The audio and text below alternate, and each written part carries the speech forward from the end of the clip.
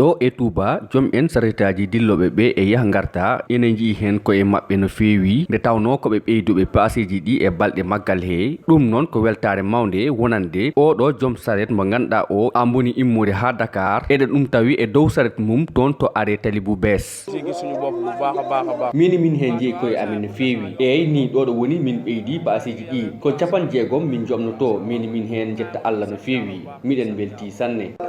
kontaan nañ torop Cheikh Sen immori ko Jurbel tawɗen ɗum ko ena julni kiliyanoɓe ha ena waaƴa départ o holliti en wonde ɓeydigol paaseji ɗi yowiti tan ko e cogguji jamde nde oɗon gandi somin mbaɗi paaseji ɗi 50 min coodi sakoje ujunere e kilo gawri temedere min dañata hen hay ndiga ko ɗum waɗi min ɓeydi paaseji ɗi minen danaka min koccoto tan sabu so arari maggal ngal foof min mbawa hen wirtaji ujunnaji nogas walla 30 ay 100 000 ay 150 to rek nga ci mëna am kono kitaasuuji ɗiɗi meeri taƴata ɗumen ene muusi no feewi ete takani taliji ɗi fewnede hen ha taki a ɓini ñaago nde ɗi ustete kitaasuuji ɗi dal tampini amen ko ujunnaji ɗiɗi min taƴete te takani laabi ɗi fewnede hen ɗum dal miɗen hen poti jaggiranede no feewi ngam min mbawa wadde golle amen no haniri ni pour buñ ñëwé mëna topto liggéey bu normal hayso tawi ene waɗi jambitoɓe e golle maɓɓe he kam enen teski wonde hewɓe ko saretaji ɗi ɓe cuuɓi nde tawno ko kanji ɓuuri webde ete toon to ɗi mbawi yahde otoji ɗi mbawa yettoyade toon